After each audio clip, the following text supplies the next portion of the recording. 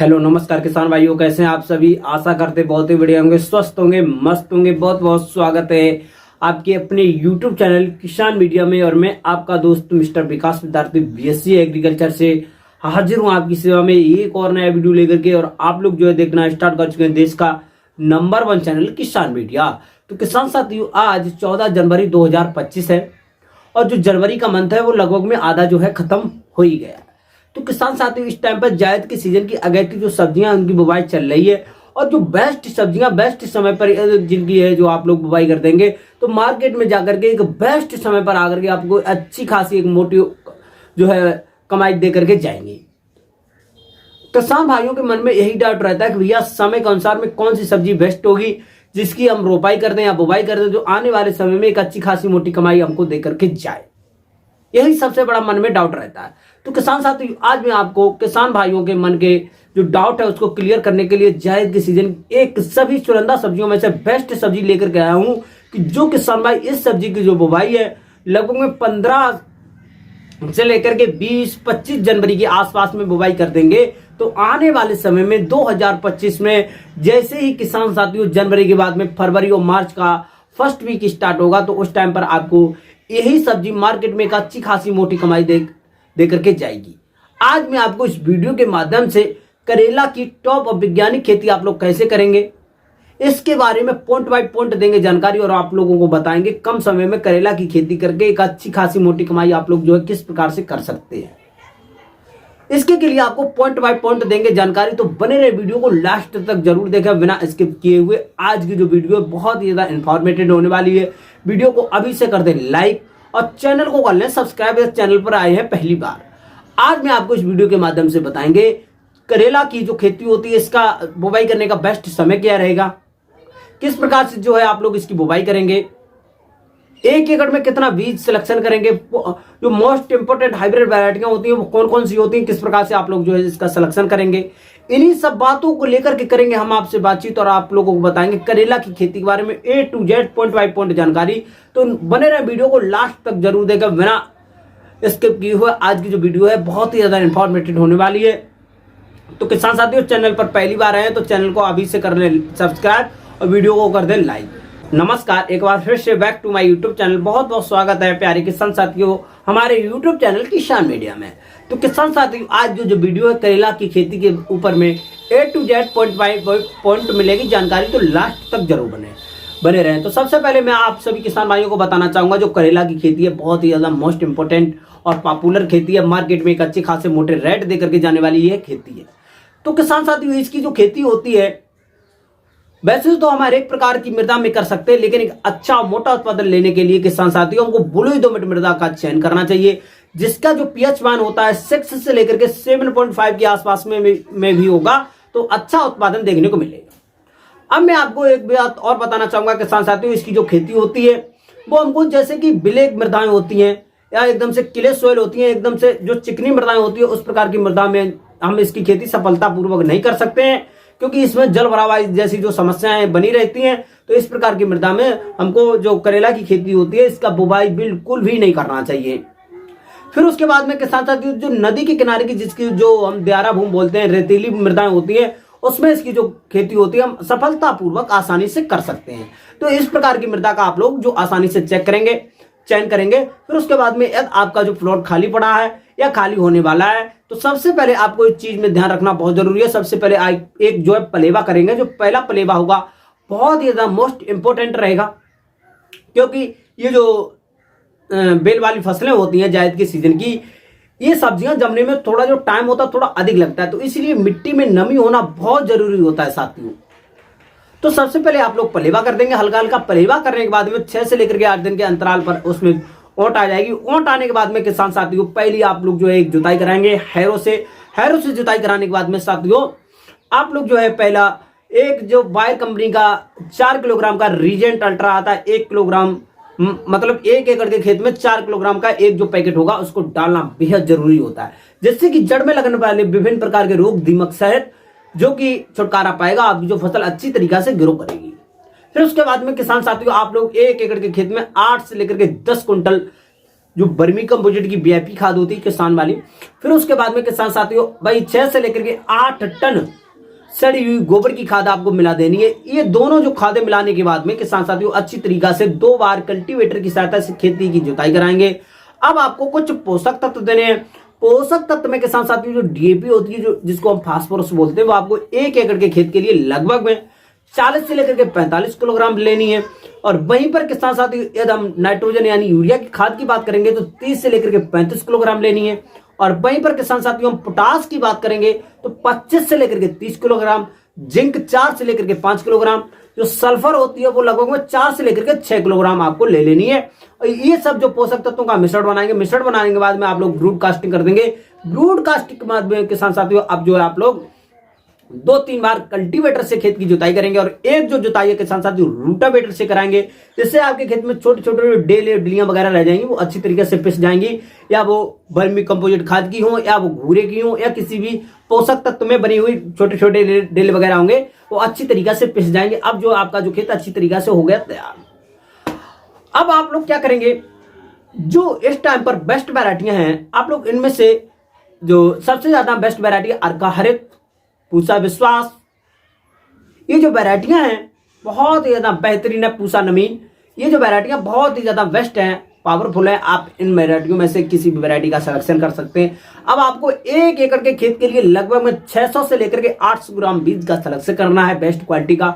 और किसान साथियों बीज को बुवाई से 10 से लेकर के 12-14 घंटे के आसपास में शाम को पानी में भिगो देना है। 10 से 12 घंटे तक उसमें भिगो रहने देना है, क्योंकि इसके ऊपर जो वाइट जो एकदम से परत होती है, मोटी होती है, वो एकदम से फूल जाएगी, जिससे कि जमने में आसानी होगी किसान साथियों। फिर उसके बाद में किसान साथियों 1 किलोग्राम बीज को 2.5 ग्राम जो कार्बनडाजिम नामक रसायन होता है, जिससे बीज को उपचारित कर लेंगे, जिससे कि बीज जनित जो जैसे बहुत सारी बीमारियां होती हैं, उससे आपकी जो बीज है एकदम से अच्छा रहेगा, जर्मिनेट अच्छी तरीका से होगा।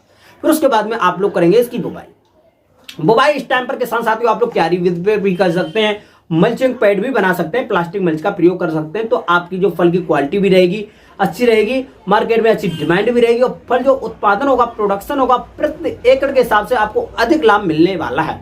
तो सबसे पहले किसान साथियों लगभग में 1.5 से लेकर के 2 मीटर चौड़ा आपको प्लास्टिक जो लगभग में क्यारी बना लेने हैं। क्यारी की जो ऊंचाई है लगभग में 30 सेंटीमीटर होनी चाहिए, और क्यारी के जस्ट बगल में जो नाली होनी चाहिए 30 सेंटीमीटर गहरी होनी चाहिए।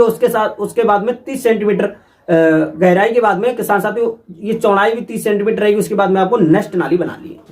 अब आपको उस पर क्या करना है किसान साथियों, प्लास्टिक मल्च लगा देनी है। प्लास्टिक मल्च लगाने के बाद में किसान साथियों उसमें आप लोग घोल जैसे कि सुरंगनुमा बीच बीच में गड्ढे बनाएंगे।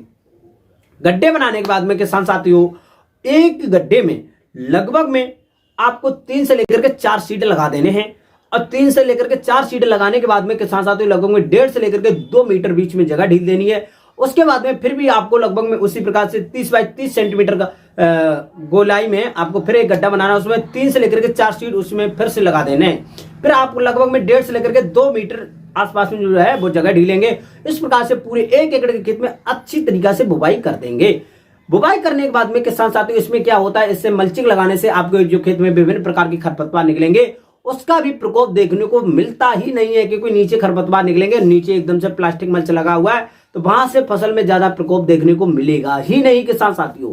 फिर उसके बाद में जैसे ही आपकी जो फसल है 6 से लेकर के 8 दिन के अंतराल पर आपको देखने को मिल जाएगी, जमेगी, धीरे धीरे जर्मिनेट होगी। तो उस टाइम पर आपको इसमें जो पानी होती है, जैसे कि आप लोग जो है टपक सिंचाई लगा देते हैं पैपों के द्वारा या वो जो बीच में 30 बाई 30 सेंटीमीटर की आपने नाली ढीली थी, उस नाली में हल्का हल्का पानी दे देंगे, जिससे कि आपकी जो पास की जो मिट्टी होगी वो अपने आप से उसमें जो है नमी आ जाएगी और आपकी जो फसल है अच्छी तरीका से लगने लगेगी। फिर उसके बाद में किसान साथी एक कुछ किसान भाई जो होते हैं उसका जो प्लास्टिक मल्च का प्रयोग भी नहीं कर सकते हैं, तो वो भी आसानी से इसी प्रकार से लगा सकते हैं। उसमें प्लास्टिक मल्च नहीं लगाएंगे तो आसानी से जो है उसमें आप लोग डायरेक्ट जो सीड की बुवाई कर सकते हैं बिना प्लास्टिक मल्च लगाए हुए। तो उसमें जो है निराई गुड़ाई का दो एक्स्ट्रा खर्चा आपको देखने को मिलेगा। फिर उसके बाद में आपकी जो फसल है धीरे धीरे 6 से लेकर के 8 दिन के अंतराल ग्रो होगी, जमेगी, 3 से लेकर के 4 पत्ते निकलेंगे। तो उस टाइम पर आपको 2 से लेकर के 2.5 इंच खेत में पानी लगा देना है। और जैसे ही आपकी जो फसल है आपको नेक्स्ट पानी जो है लगभग 15 दिन के आसपास में लगाना है। और जैसे ही आपकी जो फसल है 25 से लेकर के 30-35 दिन के आसपास में होगी, 4 से लेकर के 5 पत्ते के आसपास में होंगे, तो उस टाइम पर आपके जो फसल है इतने बड़ा पौधा हो जाएगा, लगभग 10 से लेकर 12 सेंटीमीटर के आसपास है। तो उस टाइम पर आपको जो 3 से लेकर के 4 आपने जो पौधे लगाए थे और वो बीच में 1.5 से लेकर के 2 मीटर जगह डिस्टेंस दी थी, तो उसमें लगभग में आधा मीटर के आसपास में आपको बीच बीच में भाई 3 पौधे आप लगाने के, और 3 पौधे के बाद में बीच में जो 1.5 या 2 मीटर जगह थी वहां पर आप लोग डिस्टेंस के अनुसार आसानी से बीच में पौधे की रोपाई कर देंगे। ये रोपाई करेंगे आप लोग जो है लगभग में पौधा जो 30 से लेकर के 35 दिन के आसपास में हो जाएगा, और खेत में नमी होना अति अनिवार्य है। अच्छी तरीका से पूरे 1 एकड़ के खेत में अब जो है आप लोग रोपाई कर देंगे। रोपाई के बाद में आपको नेक्स्ट डे पर पानी दे देना है। पानी देने के बाद में जैसे ही आपकी जो फसल है 40 से लेकर के भाई 35 से लेकर 40-45 दिन के आसपास में होगी, तो उस टाइम पर जिन किसान भाइयों ने प्लास्टिक मल्च नहीं लगाया है तो विभिन्न प्रकार के खरपतवार निकलेंगे। खरपतवार निकालने के लिए आपको पहली जो है निराई गुड़ाई करना है, और पहली निराई गुड़ाई करने के साथ साथ में आपको खेत में अच्छी तरीका से खरपतवार निकाल देने हैं। पौधे का आसपास में हल्की हल्की मिट्टी लगा देना है, और जैसे ही आपकी जो फसल 40 से लेकर के 45 दिन के आसपास में होगी, आपका जो पौधा धीरे धीरे फैलने लगेगा। यदि किसान भाइयों के पास में यदि थोड़ा जो एक्स्ट्रा बैलेंस खर्चा करने को है, तो प्रति पौधे के हिसाब से आप लोग एक जो है लगभग में 1 इंच जो मोटा लगभग में जो बांस आता है वो प्रति पौधे के हिसाब से लगा देंगे, और वो जो है इस प्रकार से मंडप आप लोग जो लगा देंगे आसानी से। और इसमें जो थोड़ा है लेबरी खर्चा अधिक लगेगा, और थोड़ा जो है आपको इसमें जो बांस वगैरह लगाएंगे इसका खर्चा अधिक लगेगा, लेकिन इससे जो क्वालिटी आपकी करेला की फल की जो क्वालिटी बनेगी वो भी बेस्ट रहेगी, मार्केट में इसकी डिमांड भी रहेगी अच्छी, और जो फल प्रोडक्शन होगा वो भी एक्स्ट्रा आपको देखने को मिलेगा। तो इस प्रकार से आप लोग जो लगाने के बाद में किसान साथियों अच्छी तरीका से लगाने के बाद में किसान भाइयों आपकी जो फसल है जैसे ही लगभग में भाई 45 से लेकर के 50-55 दिन के आसपास में पहुंचेगी, फ्लावरिंग स्टेज पर पहुंचेगी, और आपके खेतों में विभिन्न प्रकार के जो हैं फल छटने लगेंगे।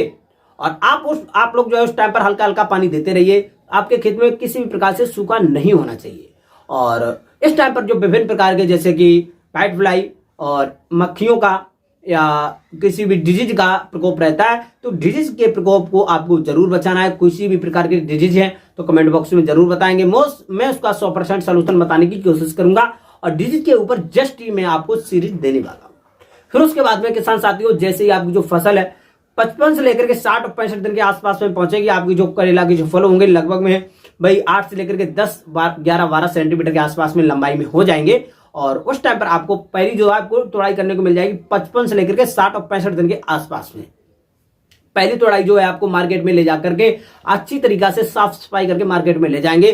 तो उस टाइम पर किसान साथियों मार्केट में जो भाव है अच्छे मिल जाते हैं, तो लगभग 40 रुपए से लेकर के 60 और 80 रुपए पर केजी के हिसाब से मिल जाएंगे। तो एक अच्छी खासी मोटी कमाई देखने को मिलेगी।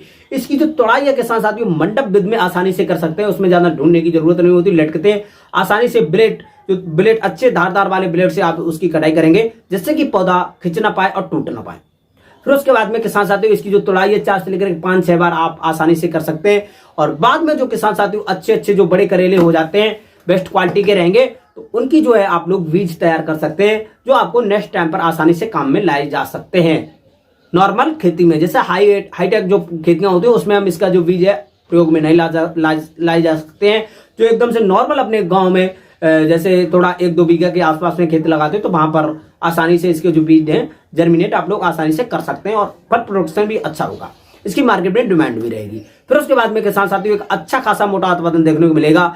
इसकी जो फसल है पहली तोड़ाई 55 से लेकर के 60 दिन के अंतराल पर मिलती रहेगी, और दूसरी जो नेक्स्ट जो तोड़ाई है लगभग में 8 से लेकर के 10 दिन के अंतराल पर, तीसरी जो है 10 से लेकर के 15 दिन के अंतराल पर, लगभग में 1-1.5 महीने के आसपास में इसकी जो कंटिन्यू तोड़ाई है चलती रहेगी। आप अच्छी तरीका से मार्केट में पर डे तोड़ने के ले जाने के बाद में एक अच्छा खासा मोटा कमा सकते हैं, मोटा पैसा कमा सकते हैं। तो इस प्रकार से करेला की खेती कर सकते हैं। इसमें कोई भी समस्या कोई भी डाउट हो कमेंट बॉक्स में जरूर बताएंगे, मैं उसको 100% सोल्यूशन बताने की कोशिश करूंगा।